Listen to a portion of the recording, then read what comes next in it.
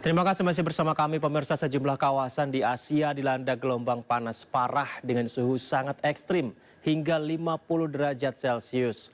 Meski sejumlah wilayah Indonesia saat ini cuaca terasa lebih panas, namun BMKG memastikan fenomena ini bukan gelombang panas seperti yang terjadi di wilayah Asia lainnya.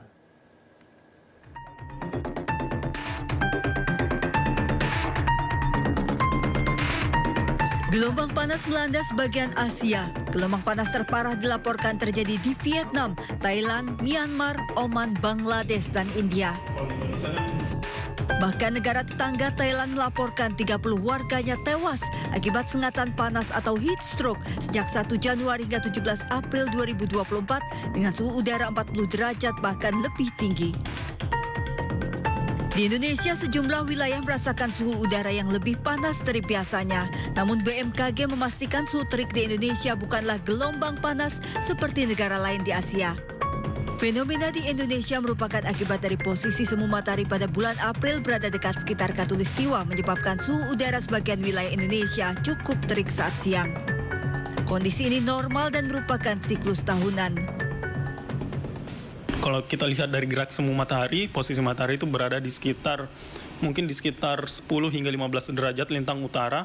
Nah, inilah yang menyebabkan beberapa wilayah di daratan Asia dan juga di sebagian wilayah Indonesia ini ada sedikit ada peningkatan suhu udara. Sejumlah warga Jabodetabek juga mengeluhkan teriknya cuaca belakangan ini. Belakangan ini kerasa panasnya tuh sampai saya sering banget keringetan ketimbang hari-hari biasanya begitu. Dan terus juga saya jadi gampang haus begitu, jadi lebih banyak intensitas minumnya begitu. Selain dengan sering keringat, juga sekarang jadi haus-haus gitu. Cuma nggak tahu sih, memang mungkin cuacanya dari BMKG juga infonya lagi cukup panas begitu ya. Iya, cuacanya sekarang akhir-akhir ini agak panas banget ya. Sampai keringat pun berlebihan. Antisipasinya sih mungkin minum air putih yang banyak gitu, mandi mungkin ya, lebih sering mandi. Saat ini Indonesia juga memasuki masa peralihan masuknya musim kemarau mulai bulan Mei hingga Agustus.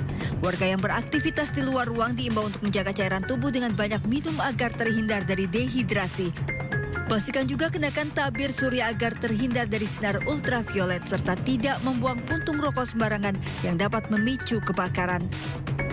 Dari Jakarta, tim liputan iNews melaporkan.